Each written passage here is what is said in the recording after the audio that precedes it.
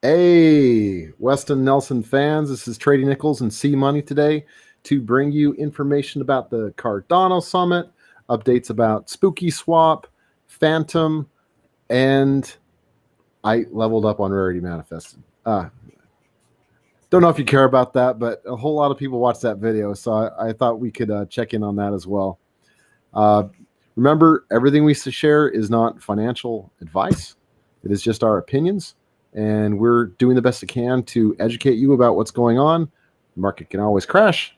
If you're short and you win, thanks to us, it's your responsibility. If you're long and the market crashes, it's also your responsibility. Good job. Don't go bearish on me now. I don't have any pressure on you. I'm No, don't saying go it. bearish on me now. No, I'm actually not. It's probably the wrong angle to start the stream with, huh? Nah, you're fine. I mean, so what do you think about the market today? I mean, things are pretty choppy today too, I'd say. Yeah, things have been pretty red, and but at the same time, Bitcoin did just a little bit of and then Fantom and Terra went boom. So can't complain about good projects.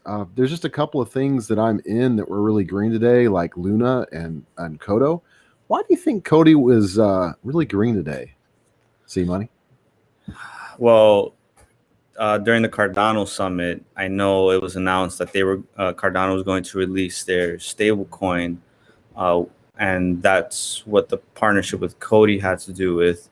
Now, I'm not sure if that's going to be using the native Coti token at all, but I am sure that DJED, is that what it's called? The DJED? I put it on our thumbnail. I've never said it out loud. Let's see. Yeah, I'm not sure if I'm pronouncing it correctly, but I can share the article research you pulled up for us. Yeah, so it's going to be their stable coin. Let's see here. I was just looking at. Well, I was actually looking at the Chainlink partnership too.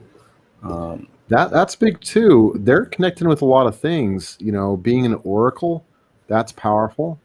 Right, and I mean, once those partnerships were announced, I'm sure you saw Coti rose. I mean, prior to the announcement, Coti was at around 35-40 cent range. I mean, right now it's probably around the 50-60 cent range last I checked. But last time we were on the live stream, I remember Coti being around the 40 cent range, and I had mentioned there being like potential news during the Cardano Summit. So at the moment, Coti is at 57-58 cents, and Chainlink, which the partnership with Cardano was also announced during the summit. I believe it was on Saturday. It rose from about $22-23 range to about 25. I did buy the dip, so I did take some gains at about $24-25. I took out some leverage, so can't go wrong with that. I definitely did not sell the top. I just pulled up the chart of it. Mm-hmm. I bought it a long time ago. Actually, I bought it long enough ago that I'm up over 100%. Ooh. Yeah. I didn't hold on to it that long. I did initially buy around $14. Can't remember when at this point. I did sell around 30 around springtime, summertime. And after that, I was trying to find a reentry. I mean, with this recent dip, I decided to start buying back in around $21, $22. Or cents. I'm guessing cents because we went all the way down to 9 cents. This is kind of a painful hold because I actually kind of bought the dip here, was excited, probably sold some, and then there was that protracted summer of pain for my whole portfolio. About you, but did you have a lot of pain during this time frame? Uh, I'm sharing the I wrong screen. yeah, I'm looking at I'm looking at everything right now on your screen. Yeah, I know, and it's the wrong screen. It's Uh, I'm looking at a chart over on this screen. so during this recent dip, I mean, There we my go. my portfolio has gone down a bit. Oh wow! Wait, is that right now? From a little bit of February to present. So, the top of May and the painful summer that I was just talking about. Oh, Where okay. You're looking at it on Binance. So I okay, so I believe Coti on Binance is still running on the Ethereum network on ERC on KuCoin, though I believe they're running on their mainnet. okay, That's their native token on KuCoin. So there you're is right. so that is an arbitrage opportunity for those of you trying to get into Coti. At the moment on KuCoin, Coti is priced at 57.5 cents, and on Binance it looks like there's about a 4.5 5 cent difference. Now I wouldn't recommend sending over some Coti to Binance, but just know that when there is some price action, the price tends to be around the same range, especially when those announcements came out. I believe they were closer than right now. And I'm sure you can attest to that when it came to the Ethereum Classic arbitrage opportunity you saw a Yeah, while. there was one time it was really far off, but I couldn't figure out how to bridge between one and the other. It's before I learned about DeFi. Maybe I'd have a shot at it now. And I think when I looked at it, it was actually adjusting price as you went from one place to the other to remove the ARB. I mean, I know Cardano's they have Cardano Pay coming Mhm. out, right? And I believe that's also partially why they're partnering up with Coti. Let's see. Yeah, so Cody and Cardano are working together to make this DeFi, this new DJED. I'm not sure how to say it, but I guess I could say it DJED. Kind of makes me think of Jedi with D in front of it. It must be great if they're trying to. No, I'm kidding. It doesn't say Jedi. Um, and whenever there's a partnership, especially when it's between two strong projects, if a partnership is something that the people don't care about, they don't really see the value, then it doesn't pump the price. But when you have a partnership and they're all love projects, Link, Cardano, Cody, all great projects tied together in this. Excuse me, it's more like Cardano and Link. Is Cody attached to Link as well, or is it just Cardano that's attached to No, Link? it's just Cardano. Okay. I'm sure having Chainlink on board is going to help make a lot of the decentralized applications that are built on Cardano just be more secure. Aside from that, it's just going to allow Cardano developers to get into smart contracts. So the whole ecosystem overall, I believe, is going to improve. I mean, as you've mentioned before, a partnership with Chainlink is big, and Chainlink does have partnerships with many other blockchain companies. And Yeah, they're just connected to a lot of places. yeah, I mean, just to remind everyone, Chainlink is an Oracle-based cryptocurrency, right? They help gain information in real time, if I'm not mistaken. Yeah, you're absolutely right. And it's a critical function of a smart contract that needs to have information that's from the outside that the Cardano chain can't hold on to. Right. So when you have Link that's connected to the real world for whatever data they need, you can have certain events trigger. Like one possible example is if there was an insurance company that paid out if there wasn't enough rain. Well, the link keeps gathering the news of how much rain is happening, and if quantitatively their insurance is supposed to pay out because that farmer is supposed to get insurance if there's not enough rain, then they'll actually get paid. There's hardly a farmer, hardly super knowledgeable about this, but I have heard over my lifetime moments where insurances like that don't pay out. Insurances figure out some way to argue, but if it's done by public information tied in with link, as an example, that is a way of making sure those farmers get their due for the money that they've been putting in. Just as a random example. Mm-hmm. Now there were some other partnerships that were announced too. I know Cardano announced a partnership with Rival, which is supposed to be an esports company, and from what I've read, they're one of the leaders in the gaming and fan engagement space. I've heard from some friends, because I'm not too deep in the gaming space when it comes to PC games or console games. My brother is pretty big on video games, and I have some friends that are also pretty big in the gaming space. I'm sure you're pretty deep in the gaming space as well.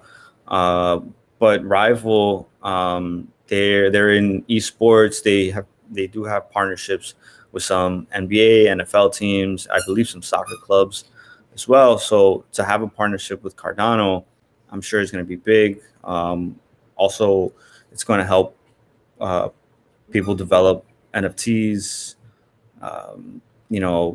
trade, probably redeem their NFTs for physical goods, possibly with some of these sports teams. But I mean, it all sounds pretty good. I mean, right now NFTs are hot. Esports is hot. Last time I heard, competitions are big all around across the globe. And I mean, who wouldn't want to play video games for crypto? I mean, we've seen what Axie Infinity has done for the space. We've seen how that jumped. We've seen how Decentraland jumped, the Sandbox, and now the Fantom NFT and games that are being developed as well. I mean, these are just helping build Cardano up a bit. My concern is this going to be enough to bring some more upside to Cardano, or is it already priced in? Because that was a big jump from last month that we experienced for whoever was in Cardano. That I'd say is probably my biggest stake. I did offload some at around $3. That's just responsible. That was a heck of a pump. Yeah, yeah, exactly. So I wasn't trying to keep everything in Cardano. I did move some over to Polkadot because I've been hearing some news about Polkadot. I believe Gavin Wood was on an interview on a podcast. He was saying that they're ready to release the parachains and the decentralized applications. They're just waiting on like the voting, the governing of it all. But yeah, Polkadot and Kusama have stayed around the same. I will say that my Polkadot has performed better than Cardano after that $3 peak. So I converted, I'd say, about half of my allocation in Cardano onto Polkadot, and Polkadot has held up much better than Cardano. And you can also stake it for a higher percentage yield as well. Right, right. At the moment, I'm staking it on Kraken for about 12% APY, which is pretty good. It's pretty good. And I mean, Cardano isn't bad either. 5 to 6% APY on Kraken. Very similar to a lot of other staking pools, if I'm not mistaken, on your Roy wallet. I believe there are a lot of staking pools there. Binance, I believe, has a similar APY, as well as other platforms. Maybe KuCoin has around the same interest rate for Cardano. You know what? I hadn't checked back in too long. When I first put my DOT onto Kraken, all there was I think something like Tezos and DOT that you could stake there.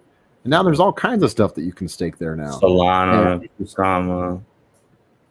Yeah, and I might as well have my Cardano there. Why not? You know, it is, and it's pretty easy. It's not like some things that you stake. Cardano is meant to be flexible. That if you need to pull some, you can. It's not like you have a certain set period. But swinging back to the game side thing real quick, there's actually some updates on Fantom's game Rarity. They added this section called the Citadel. And yesterday, it wasn't all that expensive. It was actually possibly cheaper to get all my characters to do their daily adventure to get experience. And they ran every character that can survive the dungeon. Some of my squishy wizards can't do that alone. All I had to do was click on the genie, grant my wishes. And, I'm not actually going to pay for it right now because it's not time. The fees are a little bit lower. Earlier when it was due, it would cost about a half of it says ETH. Please forgive me. It's not ETH. it's not ETH. It's just an error on this RPC that I'm using that's less known, that's faster. That's the cost in Fantom, 0.19 Fantom, like maybe 30 cents, probably a little bit less. But yeah, it runs all my characters at the same time. And somehow I feel cheated because then that's all I do all day with it.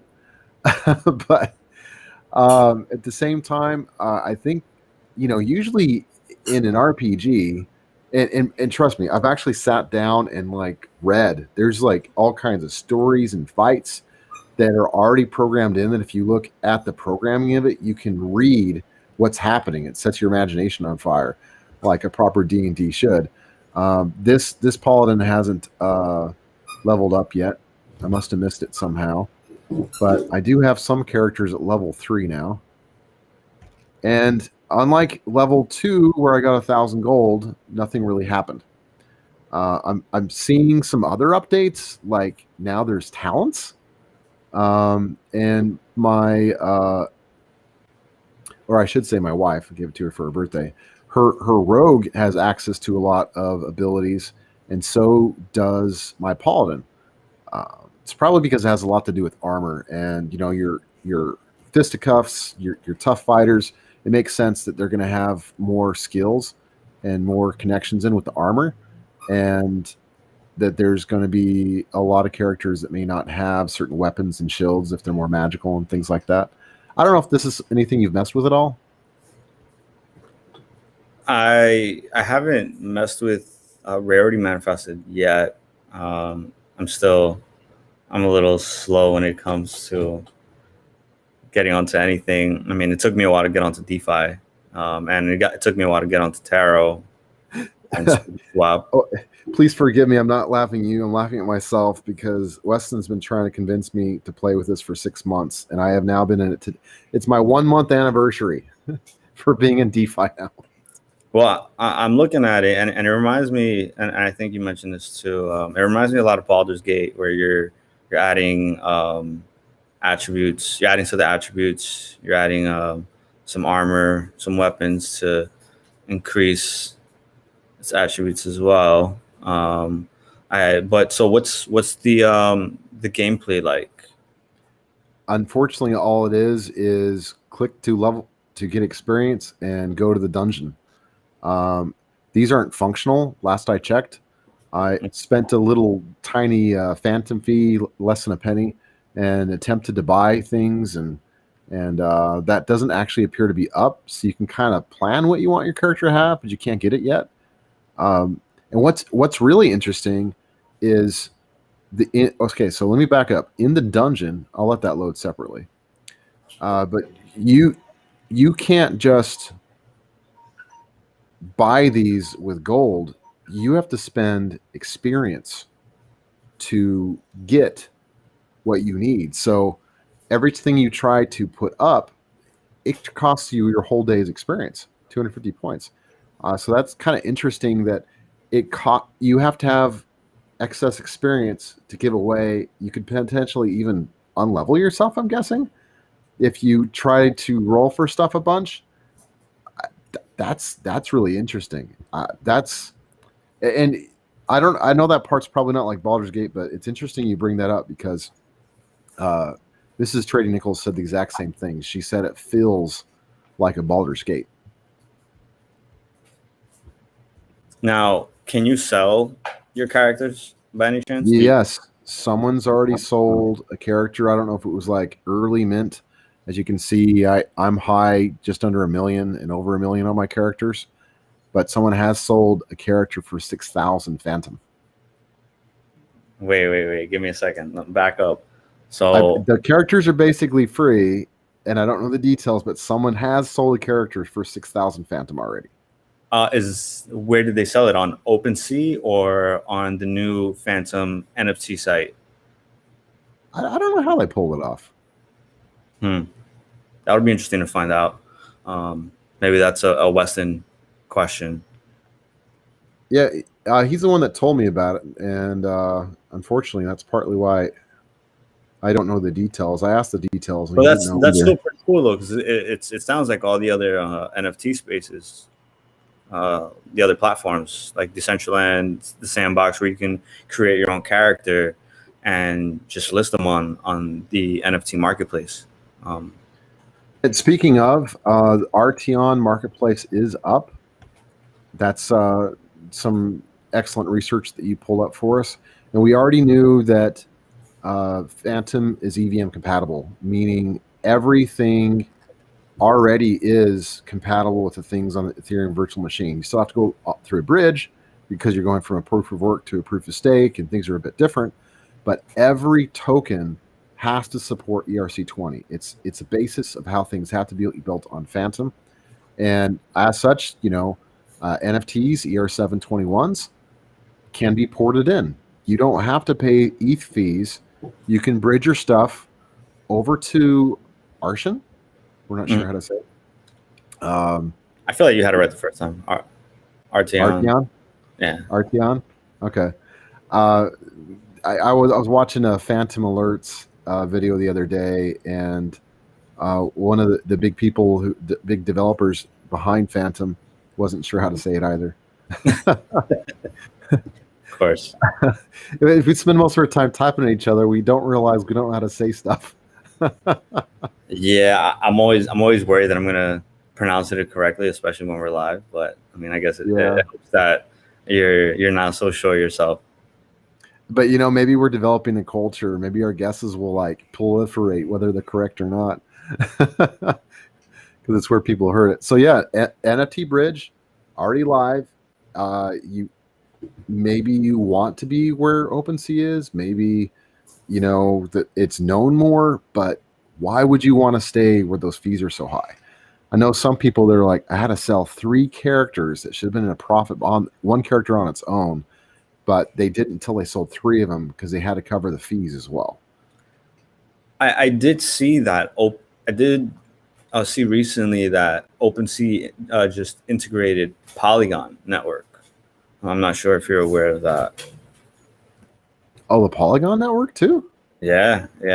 Oh, wow. Yeah, I was just checking that out yesterday because the news came out over the weekend, if I'm not mistaken. Let's see. I just want to make sure I'm not mistaken. Yeah. Did you want to share your screen? Did you pull it up? Let's see. I want to make sure I'm getting it. There you go. Okay, so while you're figuring out how to share that, a little more news. Fantom and Bank are trying to create CBDCs for Tajikistan. So one of the difficulties Tajikistan has is when they try to transfer money to different places, they lose a lot of value, probably like a lot of smaller countries do. that don't have good agreements. So they're not only building a CBDC that will allow them to connect in to the people in their economy, but it also allows them to be more interactive outside of their economy. And I mean, it sounds good for Tajikistan, but I do get creepy crawlies when I talk about CBDCs because there is a potential that governments are going to want blockchain to track everything we do. And even if you're a good person, that's pretty intrusive. Do you have any feelings on that? I don't know if that's too controversial. No, I mean that was actually interesting news to see, especially since we were talking about Ripple the other day, about Ripple and the CBDCs being developed. I mean, this is big news for Fantom, that's for sure, and for real time use for people to be transacting on the Fantom blockchain. It's going to be big for people that want to enter the DeFi space. I mean, we see what's going on with Binance. It's going to be a bit more difficult for people to have access to a lot of different projects, tokens, as well as gains, right? And with Ethereum having such high gas fees, the Fantoms, the Solanas, the Polygons are going to be very important in this space, just for people to keep their transactions low, their gains high, and you know that strikes me as something else on the Arteon. I don't know. You might know NFTs better than me. It sounds like you've done more reading about it. But when I look at the fact that an artist gets residuals as their NFTs continue to be sold, that felt special to me because I was like, okay, so they make this thing, they sell it for not very much, it gets bidded up really high, and now the artist has nothing to do with it. It's like that classic problem where the people with money get richer and the artists don't get anything, and yet you can get residuals on Arteon as an artist. You create it there, people trade it around, you get a piece of that action. I don't know how much it is, but that's kind of exciting. Let's see. Do you see the little share screen button? Yeah, what I'm doing right now is I'm trying to go on OpenSea to see for myself if I can connect my MetaMask. Okay, so let's see, share screen.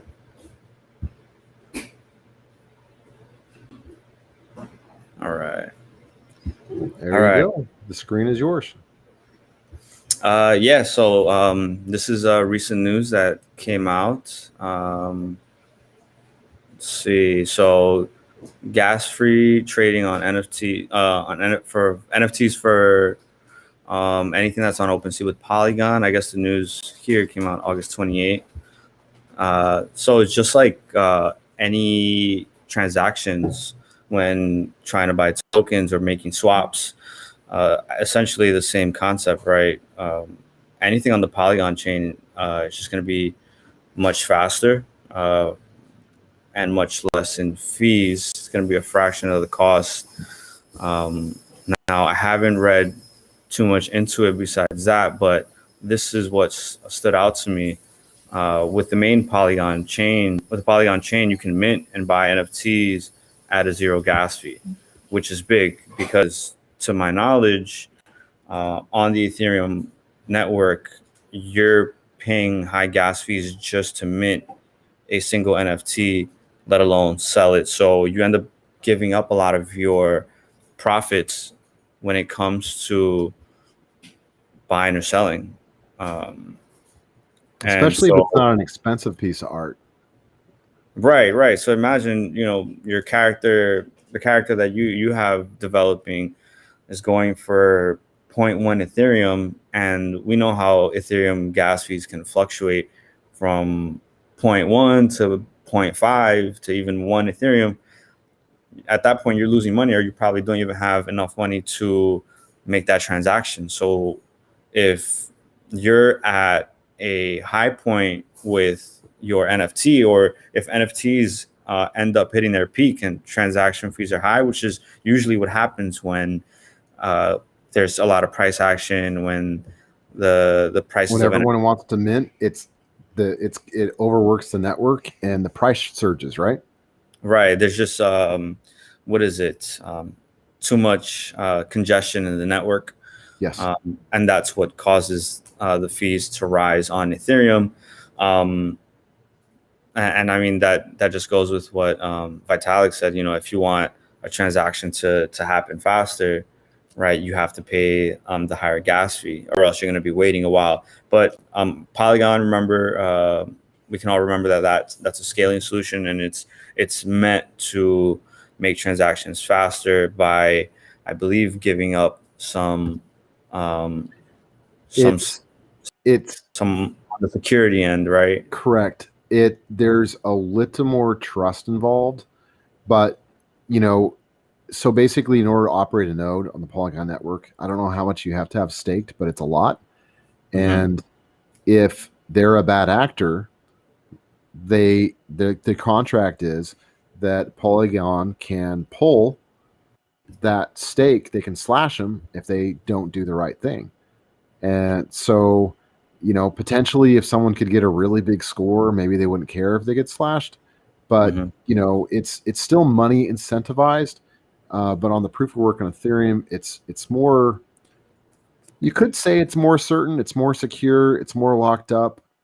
But if people don't want to get slashed and they're not trying to do some big, huge con, then, you know, personally, I don't have a choice. I can't be sitting there trading on Ethereum. I use Fantom and Matic because I can afford it.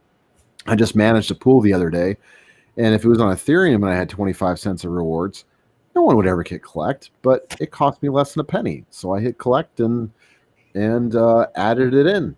Why not? It's more money that's riding in my LP position. Wow. Got a Fantom punk for 15 Fantom. I mean, a lot of crypto punks have been going for thousands of Ethereum. Look at this guy.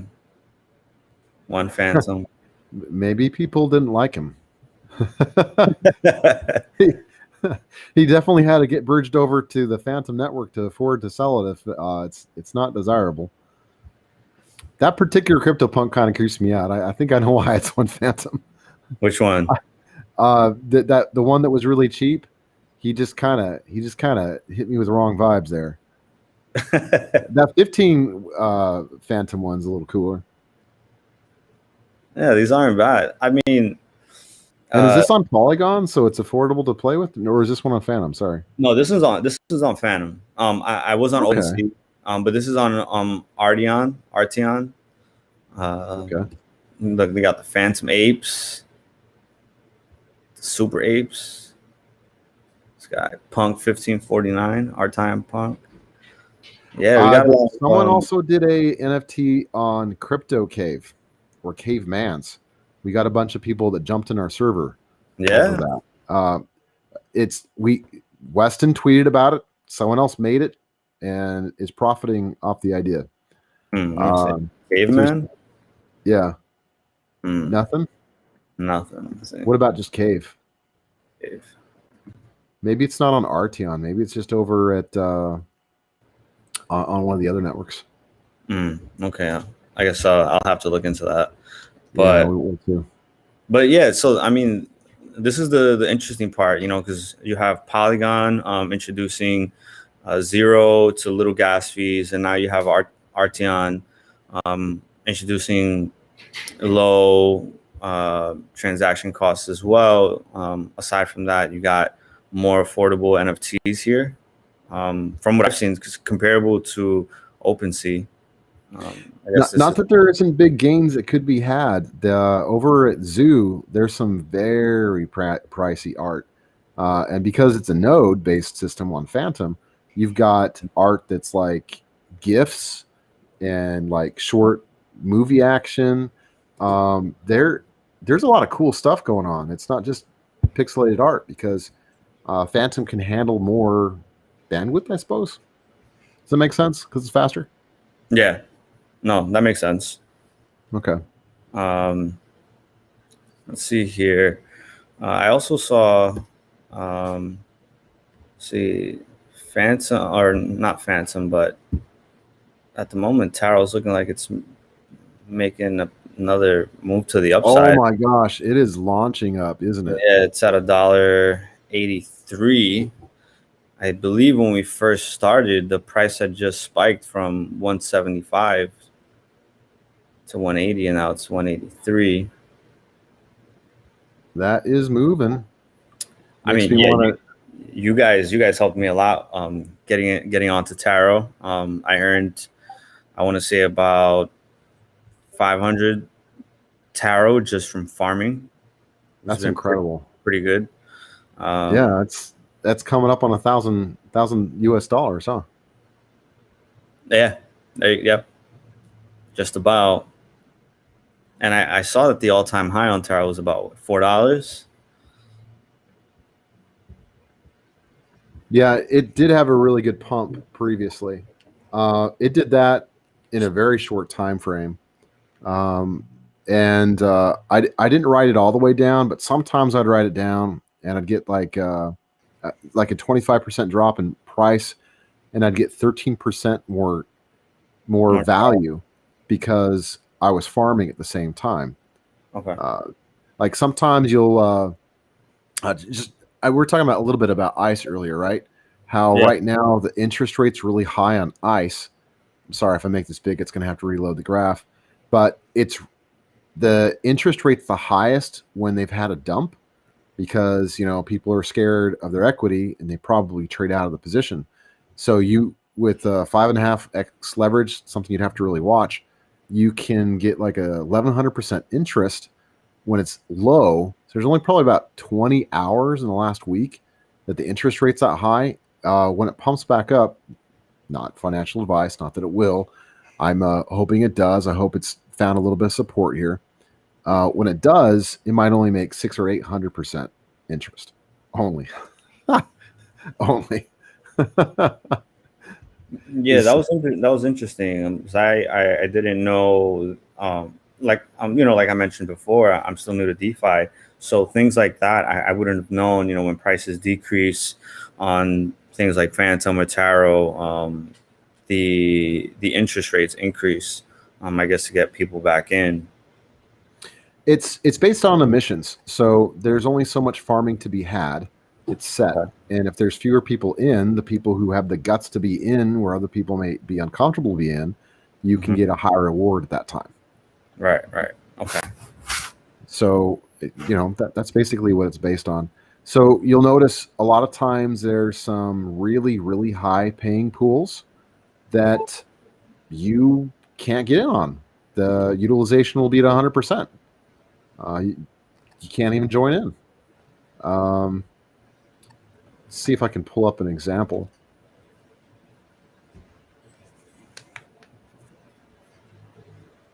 And there's something else to be watched for. Stable coins, you also want to check the fees. So on Spirit Swap, on Spooky Swap, you can find analytics and find out how much fees are actually running through. And that's very important because you want to know that there's enough fees to support it. So like if you're doing a stable coin to stable coin and no one's trading between those two, because mostly people don't move stable coin to stable coin, they move from a stable coin into something that's trading or out, right? So they say that there's really high interest available if you pump this up on leverage, but because so few people are using it, one day I tried it and I was at like 1,100% interest. My equity kept going up 2.5% and down 2.5% because the people who are lending you the money to have the leveraged LP, they're always going to get theirs, even if there's not enough fees to support your position. If you have too much interest in comparison to what's coming in, you can lose. So right now, this particular one says 192% interest, and you can lever it up 10x.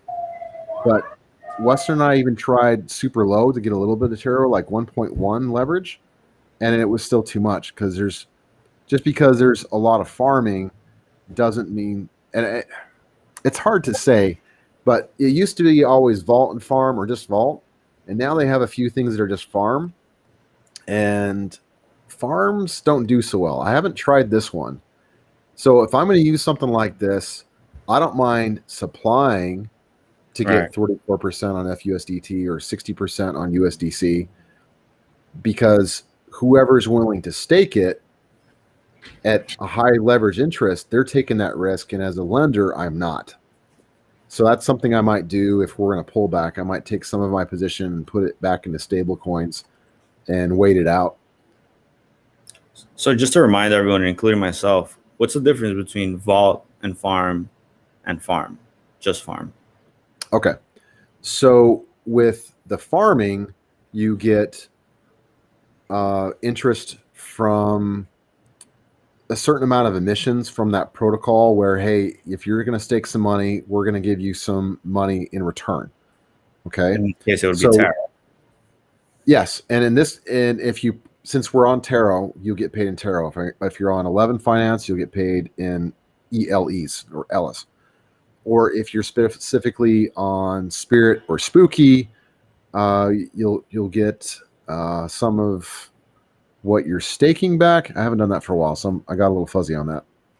But now something else to consider, it is really dangerous to go out against a stable coin, because if Fantom takes off and you're highly leveraged in, stable coin is not going to move. You're going to get off balance, and you're going to get kicked out of your position, and you'll get more than in permanent loss. It's pretty expensive. Occasionally I'll go into one if I see the market being sideways, but I can never stay in it for very long. I tend to break even. Maybe don't take the time. If you want to do a stable coin, go to Spooky, go to Spirit, go to somewhere where it doesn't matter if there's a change in price from one to the other. You're still going to get your 30% or 100% interest. The vault side of it now is the fees that you generate. So on this particular one, I don't think they're generating any fees. They're just generating the farming. And on the vault, you only get the fees, but you don't get the farming. And to get those higher interest rates, you need to have both. Okay. Yeah, I did feel like I was making more when Spooky and the Spirit Taro Fantom pools had vault and farm. Yes, now they just say farm. That's right. Also, I just noticed, did Taro just reach 100 million total value locked? Or are you serious? Yeah, I think I just saw that as you were scrolling down. I'm not even on it right now. Yeah. Yep. 100 million total value locked. 100 million total value locked. So if they can average that price, they could get another big bonus of Fantom from the Fantom Foundation. I believe it's a bounty where you can get paid. If you get $5 million locked inside of your protocol, you can get 1 to 5 million Fantom straight to your dev team from Fantom, the Fantom Foundation itself. There's only so much that they'll give out. Once it's gone, it's gone. I imagine it's tiered. It's been difficult to find any articles that make it very, very clear, but it's a range of 1 to 5 million Fantom that you're given for getting that locked in. And Fantom's smart. It's not like airdrop, let's bomb the price. Instead, you have to have the average. It has to be averaged up, not just spiked above. And it has to have an average amount of time on it.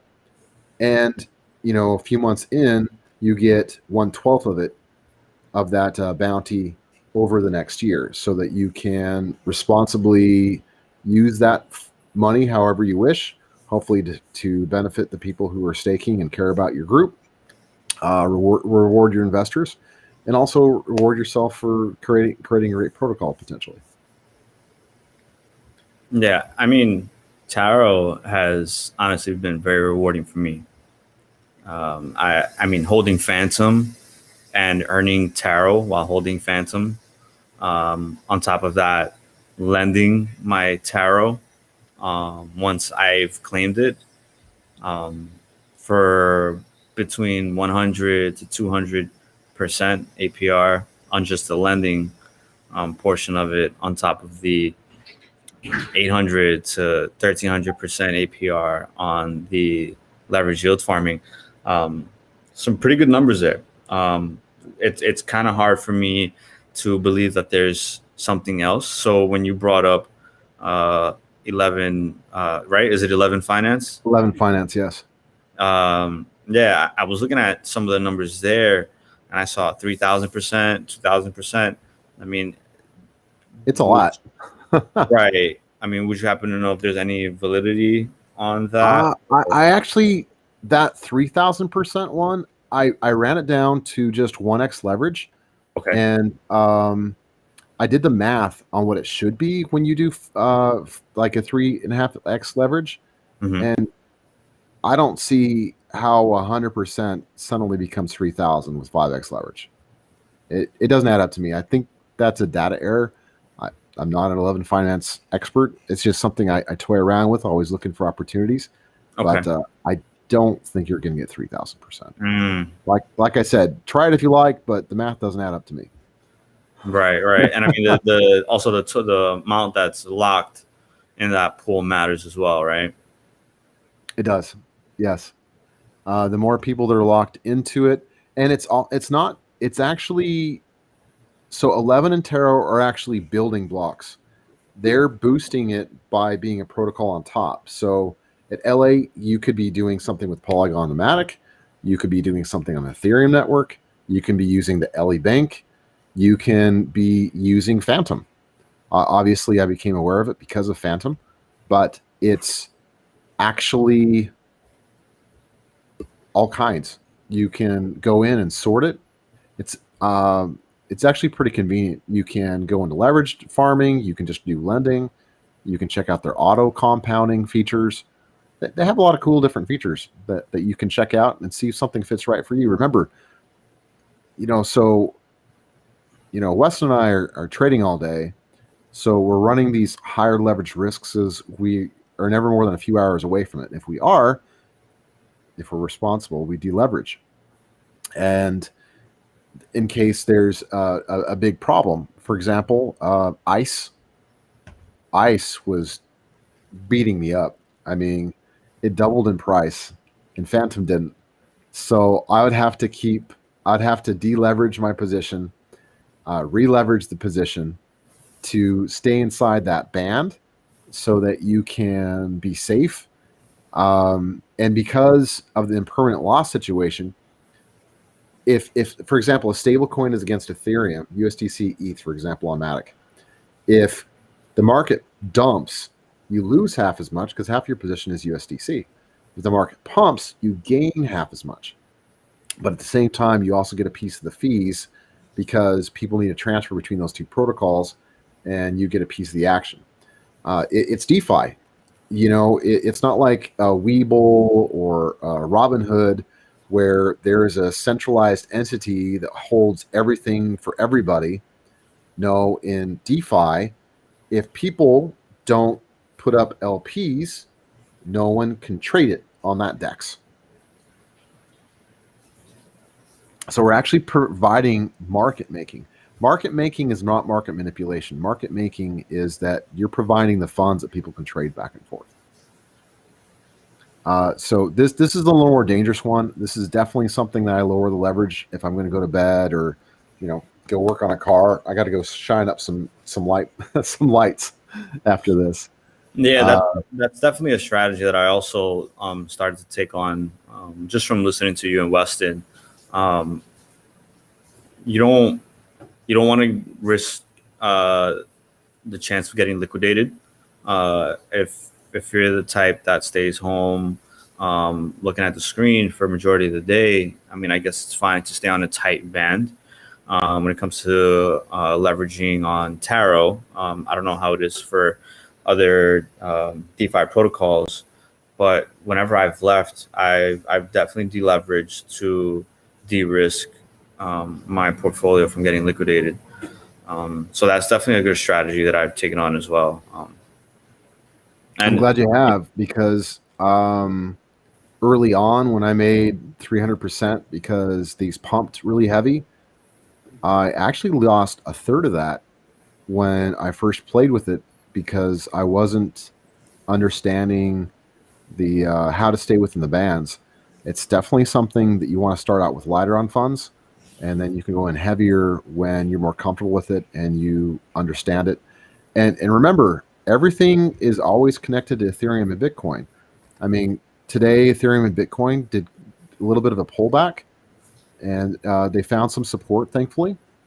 Yeah, but and in the meantime, Fantom pumped. But every time Ethereum and Bitcoin have a hard drop, so does Fantom. It's just that I'm gratefully Fantom was able to be more bullish, and it's probably because so many of those protocols have so much total value locked that it protects the system from getting beat up as much. Because if you talk to people on Spirit Swap, they're very interested in hodling. Most of them aren't using leverage. They're in it for long term. A bunch of people have their Spirit staked for the next 4 years. Some people maybe not quite so bullish, maybe 6 months, but there's a lot of people that are staked for the long haul. It's not just a get rich quick scheme, and it takes a lot of work as well. Yeah, speaking of Fantom, I mean, Fantom also is doing a little jump as well. It's at $1.35. No, I didn't even notice while we were on live stream. Yeah, it's a lot more comfortable when it goes up a lot while we're live streaming than dumping and we're not going to stablecoin. All right, we went over a lot of different things. It's apologies for us not being live for a bit. Just a lot of work going on behind the scenes. We're actually going to thank Calvin or C Money for being here. The link in the description to join the Crypto Cave and get access to myself, Weston, Calvin, Method and his TA, also Fish with some of his fundamentals. We're all here available for you to help answer your questions and help you. Someone just used a referral link. I think that was me. Oh, as you clicked on your own referral link? Oh, yeah. Okay. I was thinking, see, money just made money. Yeah, I was just like copying and pasting it. So we were working to be the finest crypto community on earth. That is our goal. And, I know we're quite focused on DeFi, but in our chats because it's very complicated, but post a lot of TA charts today. I'm always learning off a Method. He's a master of technical analysis, and feel free to ask him a question. I was intimidated by the fact that he's just so good. And one day I just had the bravery to ask him a couple of questions, and he just knowledge bombed me. I mean, hey, I feel like you're pretty good yourself. When it came to a lot of my technical analysis questions, I was always coming up to you, asking you, sending you DMs when, you weren't responding publicly. I was like, hey, come on, I got to get an answer now. This looks like a good answer, but I'm not sure. Yeah, I mean, with enough experience, I feel like, and obviously enough research on technical analysis, I feel like a vast majority of people can trade well on a technical standpoint. And a lot of it does have to do with historical data, aside from sentiment. So don't forget, Twitter, Reddit, a lot of those things do take into consideration when it comes to price action. Obviously, Cardano had these partnerships announced, so that definitely gave it a boost from $2 to $2.40. The same thing with Chainlink, and also Cardano's partnership with Dish Network and Boost Mobile to create digital identities. All of that you can take into account when doing technical fundamental analysis. Same thing with Fantom, right? You want to take into consideration the news with the NFT marketplace, Arteon, that's competing with OpenSea, and obviously the new NFT and gaming developments that are being developed on the Fantom network as well. So definitely keep your eyes and ears open. If you'd like to join Crypto Cave, please don't wait too long, because these farming yield rewards aren't going to last too long. Weston, Trading Nichols, Method, they all have trading gems. And yeah, it'd be great to have people a part of the community. So please hit that like button, subscribe, join us by clicking on the refer link. 7-day free trial. Doesn't hurt. It doesn't hurt to try it all. You cover that so beautifully. Thanks, Calvin. Thank you, C Money. Trade safe.